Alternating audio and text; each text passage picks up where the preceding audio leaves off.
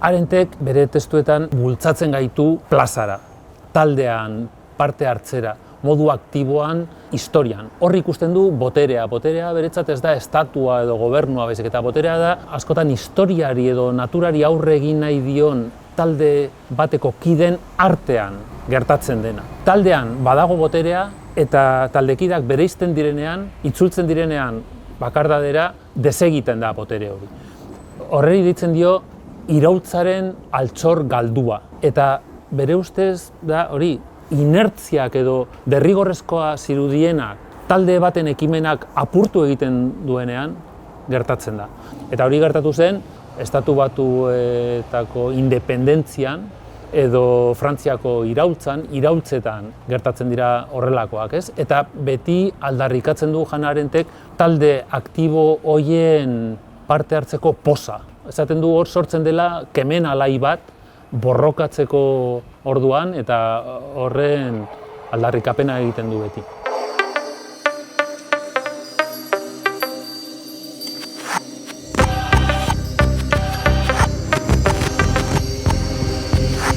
Nik uste dut, taldetan pentsetan duena ez, lehenengo guzia edo gertuen eukin eikena geixenok edo dala kuadrilla laguntaldia. Eta kuadrilla gainera nik uste dut gure gizartien, euskal gizartien batez ben nik uste dut egoela super errotuta be bai ez, eta gero bai da zehose dinamikoa ezelekena, baina ez dala asko aldatzen bere baitan besta, bastante hermetiko mantentzen da hori, nik uste dut gure gaztaruan. Nik sentitzen dut Euskal Herrian dauela kuadrillismo oso handize, eta azkenien mugatzen dauela herri jakin baten jaiotziek eta urte jakin baten. Azkenien kuadrilla horrek mugatzen dau, eta igual ez teko zuzertan eukin ezer komunien pertsona horrekaz, baina da jaiosarela urte baten eta herri jakin baten. Bai, nik pentsatzen duenean taldetasunan, lehenengo gauzatortzen zaidala burua da, hori, azken finean esan duzuena, ez?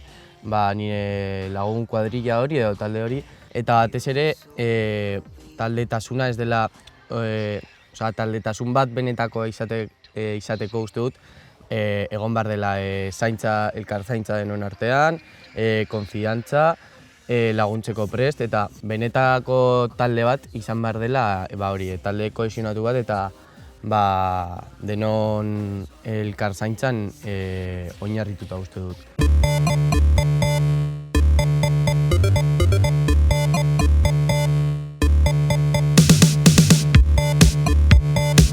Iruditzen zait Euskal Herrian ere batez ere kuadrillaren kategoria sozial horrekin badaukagula ere lagun taldetasunaren ideia nahiko zurrun bat, ezta? Nahiko itxia. Ez dela horrela beste leku askotan, ez? Eta irmotasun horrek beste harreman batzuek izan alduten malgutasunarekin konparatuta badauzka bere abantailak eta bere desabantailak, ez? Antolakuntza sozial bezala. Kontu zibili behar gara, ze azkenian hain irmoak eta hain itxiak diren espazio sozialak oso toksikoak bilakatu aldira, ez? Nik taldeekin horrela gehitzeko pixkat nik badaukat nire kuadrilla nuklearra, txikitako kuadrilla nun gelditzen geran eta tope ondo eramate eta maite ditut pilat. Baina gila esan da, kontzeptuat nire ustez dagoela oso obsoletoa. Osea, kontzeptuat, kuadrillismo eredua ez kuadrilla komotal baizik eta sustatzen dugun eredu hori dela oso sektarioa. Eta gainera, sortzen ditula harreman oso dependienteak, ez? Eta mugatzen zaitu espazio bakar batera nunzuk daukazun gaitasuna bakarrik harremantzeko isa jenderekin, ez? Eta hortik ateratzen zeranean, dago konsideratorra traizio bat edo zaintza falta edo eta simplemente izan daitekela sin más, segun ze harremanek eskaintzen dizutela zerbait eta beste zerbait, ez? Ez dakit. Superados nauz, ezin du planteau nik bakarretako harremana pertsona hauekin zenaz eunekoen bakarrik afin pertsona hauekin. Eta benetan nik uste dut asko ipaso jakuna da, herritxik urteten garenien, batez be, nik uste dut ikastera, unibertsitatera goi ezenien, benetan konturatzen zare, dakotzula pertsonak zure superantzerakoak dienak eta benetan zuk aukeratzen dozula, aukeratu zeinkela benetan zeinekin harreman du eta horrek ez da bezan nahi nire herrikoak, nire herriko kuadrilla, guztiz aparte izten dutela, baina nire herriko kuadrillaz aparte beste harreman batzuk eukineikela. Gero ere pentsatzen dut, txipidanik ikastolan badugu talde bat, ez duguna bortxaz hautatzen, pixkat berez badugu talde bat, eta gero dugula denborarekin sortzen egiazko taldea. Azkenien, nire ustez kolektiboa eta gu norbanako bezala, die kontzeptuek ez elkar eraginen dauzela, eta gure irudia edo eraikitzen dugula bai bestek gugandik dekien irudi horretatik ez. Eta iruditzat dagoela esaldi bat oso tranpatia dana, esaten dagoena, zure burua maitatu behar dozu lehenengo, bestek maita zaitzaten, ez? Eta iruditzat oso tranpatia dela, ze gure autoestima bai eraikitzen dugu bestekiko dekogun harremanetan eta gure harreman sozialetan.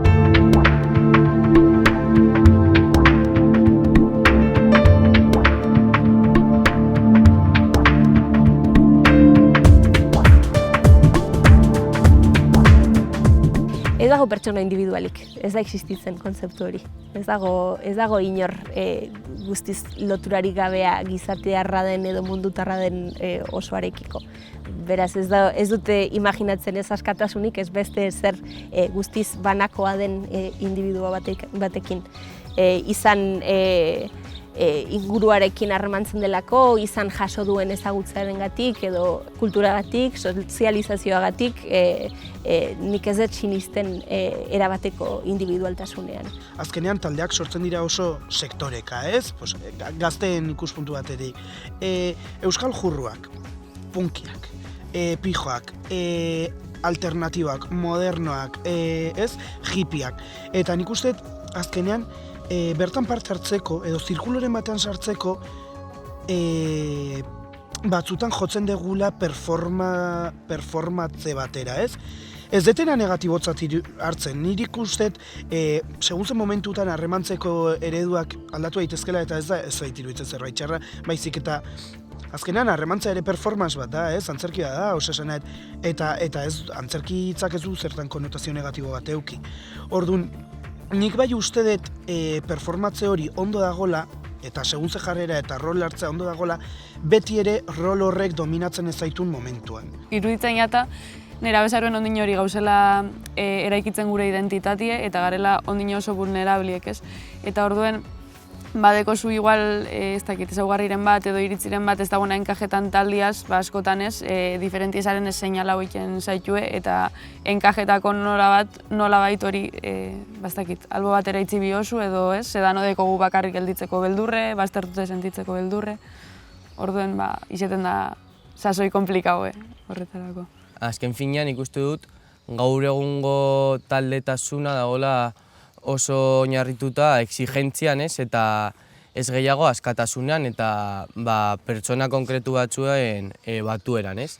Eta azken finean, sortzen dugu taldetasuna irudi konkretu baten inguruan, izan behar gara denok horrela, hegemonikoak eta horrela, eta ez dugula sortzen askotan, eta batez ere gaztegien artean, hori askatasunaren eta bakoitzaren egoera eta nahien inguruko taldetasun hori. Osa, nolabait, egotea denok talde batean, baina bakoitza nahi duen bezala eta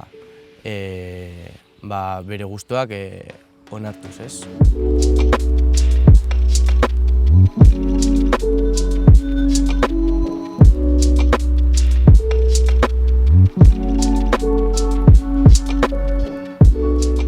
Laguntasun harremanak oso itxia direnean, oso talde identitate zurruna dutenean oso errez bilakatu daitezke espazio oso toksikoak, ez? Eta askotan iruditzen zaigu sostengatu behar ditugula ez egitea ematen dulako nolabaiteko frakaso bat, ez? Ez dugula lortu. Antzeko gertatzen da ere harreman erromantikoetan askotan, ez? Mantentzen dira onak ez diren edo on egiten ez diguten espazio eta harreman batzuk hori usteak edo hori atzera usteak ematen duela edo norbait atzean ustea edo nolabait ez lortu izana, lortu behar genuena edo badauka ere sozialki horrelako zenbait estigma, ezta? Baina bueno, nik uste garrantzitsua dela gure laguntasun harremanak ahalik eta sakonen eta intensoen garatzea horiek direlako, ez? Azkenean gure autonomia garatuko dutenak eta gure boteretzea sustatuko dutenak. Nik horrela meloi bat irekitzeko, gero dago kriston joera, enkajatzeko nahi hortan, eta jendearen hobespena jasotzeko nahi hortan dominazio rol bat hartzea, edo ez dakit nola esan, bully rol bat hartzera, ez? Osea, gainontzekoengan nik nire irudia zuritu nahi detenez, egingo detena da beste diana bat bilatu. Beste pertsona bat nun izango den guztien begirada eta guztien eksklusioa lortuko duen, ez? Orduan, hartzen dut rol bat guztiz zapaltzaia bezala, ez? Osea, eta iruditzen zait dela dinamika oso ohiko bat, eta iruditzen zait tope fuerte hori. Talde baten beti aurkitu bida rango batzuk, eta beti daue kuadriako jefia, gero da beste bere bi ez dakit laguntxuak eta gero da gainontzekuak, ez? Eta hori be super arriskutsua da, ez dakit talde bat planteau lehiken danak orekan, botere maila igualakin, konfiantza maila igualakin edo, ez dakit idilikoa betzagat.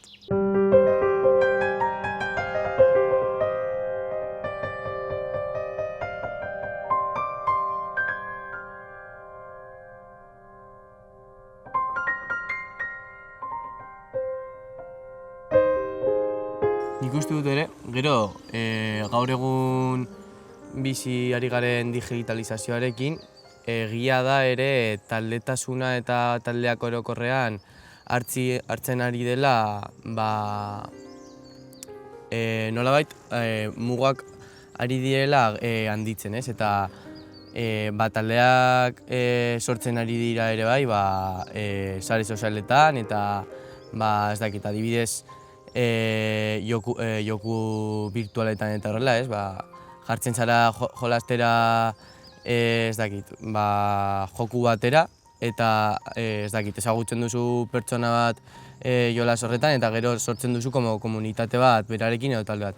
Nire ustez, sare sozialetan bertan sortzia talde bat super zaila ikusten dut, ze azken finean talde, ez edozein talde sendo eta kohesionatu bat sortzeko ezagutza bastante ezagutza handi bat egon bida eta sare sozialen bidez jakinda dano dakigu erakusten dugu bakarrik gure duena, eskutatzen ditugu gauza asko. Zelan da, testinguru horretan bai ikusten dut zail talde hori sendo, kohesionatu bat sortaraztia. Ikuste sare sozialetan lortzen diren harremanak bai direla talde baten parte. Ze azkenean, bai dago konpromezu batez, nik Twitterrean bezala, nik jarraitzen zaitut, baina konpromezu batekin jarraituko nauzula bueltan, edo nik erantzuten dizut tweet bat, eta konprometitzen naiz beste egun batean nik zuri erantzutera, ez? Orduan, badago feedback bat, orduan, nik uste bai definitu daitekela talde bezala. Lagun bezala segun ze definizio hartuko genuke oinarritzat laguntasunean, baina harrema bat badago eta taldetasun bat badago, ez? Zakit. Gero, sare sozialetan, bai, harremanak sortzen aldira, baina funtsean ez da, ejoan ez da zure taldearen ejoa dira ezagutzak. Ez nuke erran taldea, baina gehiago ezagutzak, nun ondoak omatzen ziren, baina nik atxamaiten beharrezkoa dela fisikoki harremana, egiazko harreman bat izaiteko eta egiazko taldea izaiteko. Gero ere, sare sozialak ederrak atxamaiten alditut, adibidez ezagutzak iteko egiazko bizian ezagutzen alde dituzun jendeekin. Ez dakit beste munduko jende batzuekin edo beste hizkuntza bat mintzatzen dutenekin, piskat idekitzeko eta beste ezagutza batzuiteko. Eta beraz, hor, virtualki sortzen duzun harremana fisikoa bilakatzen alda, ez dakit ikusten bazkira beste norbaitekin edo. Horrentzat edera atxematen dut ditut sare sozialak.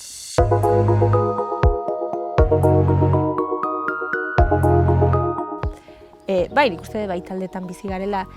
Gertatzen dena da, taldeek hainbeste funtzio eta ezaugarri desberdin izan aldituztela, azkenean oso gauza desberdinen izan aldirela, ez? Nik uste badagoela taldearen ezaugarri bat izan aldela komunitatea, esango genuke, ez? Elkar sostengatzea, elkar babestea, badago taldearen elementu bat dela identitatearen inguruan sortzen dena, ez? Gero gehiago zerikusia izan alduela gizartearekin edo gauza publiko batekin, badago taldetasun bat malguagoa dena, interesen araberakoa edo gustoen araberakoa dena, ez? Taldetasun mota asko daude. Euskalduna naiz eta Euskalduna senditzen naiz. Baina nik edera atxamaten dana Euskal Herriarekin da beste herriei konparatuz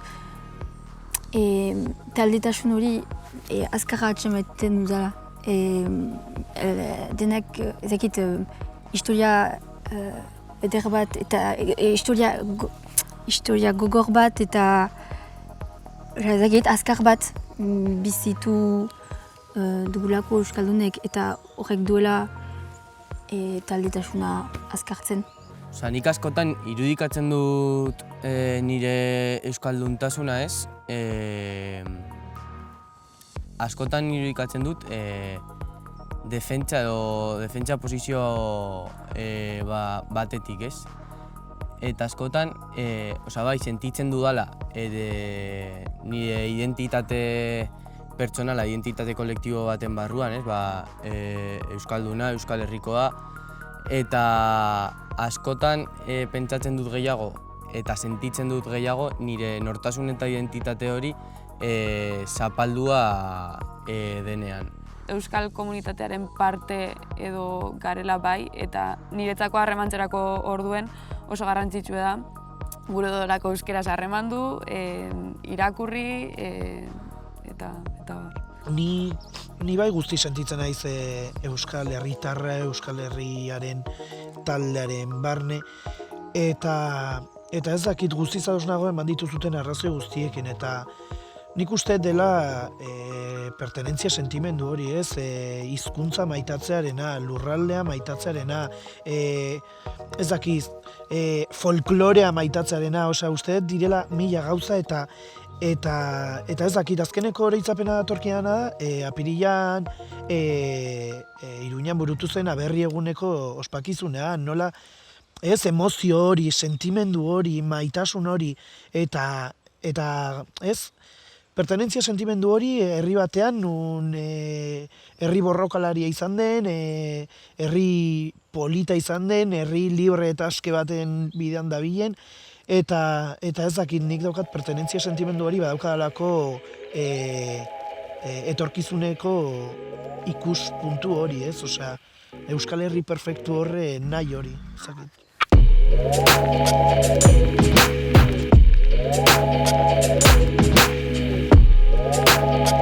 Taldeak sarritan izaten du osatzen duten indibiduak kamusteko joera, berezitasunak apurtzeko joera. Baina ziurazki talderik sendoenak izaten dira bakarrik oso luzaro egoten dakien jendeak osatutakoak. Deleuzeek esaten zuen, hezkuntzaren helburu nagusiak izan behar duela ikasleari erakustea bakarrik luzaro egoten. Nik bakardadeak ez dit bate beldurra emaiten, ez dakit, nik badaukat berba ahreman berezi bat bakardadearekin, zeta nik beharrezkoa dut bakarrik izaitea, eta ez dit trabatzen beste jendeek ni bakarrik ikustea, beharrezkoa dudan gauza bat da, eta badakidana ene bizian ez dutala beti talde bat bortxaz izanen, edo ez dutala izanen fisikoki hemen enekin, edo bortxaz ene bizian izanen izala bakarrik momentu batetan, eta beraz, garrantzitsua dela jakitea izaiten bakarrik eta maitatzea, zakit. Da garrantzitsua esan duzun bezala jakita bakarrik egoten, baina esango neuke bakardadea hautatua danean, zuk aukeratzen mauzu bakarrik egotea, bai, ondo dago ez, baina ez tozunean zuk hautatzen eta zure inguruagatik bakarrik gelditzen zarenean, hori azkenean gogorra da. Eta aparte bai, hortik jarraitzuz ez dela iguala zu bakarrik egotia eta zuk jakitia zure buruakin bakarrik egoten, eta bakardade sentimendua edukitzia. Zu altzare egon bakarrik, baina ez sentiru bakardade konotazio negatibuenakin, ez? Eta hori bai, nik uste dut danok bakardadea ikriston bihurra dotzauela eta daukubela Osea, ebatzen gare super sendo gure taldian leialtasun horri, eta danok espero du leialtasun hori betiz, eternua izatea inoiz bakarrik sentiru ez izateko, ez? Osa, harremantzegera momentuan badakigu dagoela arrisku bat bakarrik gelditzeko. Osa, uste dela zerbait implizituki ulertzen dena, ez? Osa, da, euki dezakegun ondorio bat, eta de hecho, harremantzearen oinarria iruditze zait dela bakarrik ez egoteko arrazoia, ez? Osa, esanet, guztiok harremantzen gera, ez? Osa, hemen gaudenean harremantzen gera, lagunekin gaudenean harremantzen gera, unibertsitatera goazenean harremantzen gera, ikastolara juten geranean harremantzen gera, eta nik uste harreman hori sortzen dela beldur batetik, ez? Bakarrik ez egotaren beldur batetik, orduan, nik bai uste denek daukagula beldurra bakarrik egoten, baina azkenean da ere bai superkriminalizatua dagoena, ez? Bakarrik egota, superestigmatizatua. Eta zuk esan dezunaren arira, topea dauz nago, jakin behar degula bakarrik egoten eta bakardade hori maitatzen, ez? Azkenean, daukagu bakardadea harremanduta zerbait txarra izango balitzu ezela, baina izan daiteke autoformakuntzarako edo autolanketarako tresna bat. Ez dakit nik uste bakardade hori, diozuena zuek, adibidez, bakardade hautatua denean, ez? Osea, egia bakardade inposatua denean nik uste errealitatea oso desberdina dela ulertzen.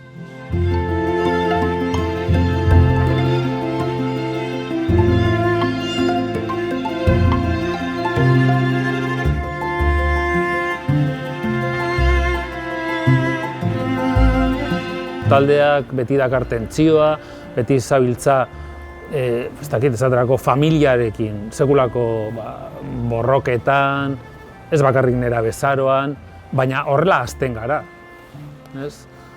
Hurbilduz, urrunduz, borrokatuz, honezkoak eginez, pixkanaka, horrela garatzen dugu gure burua.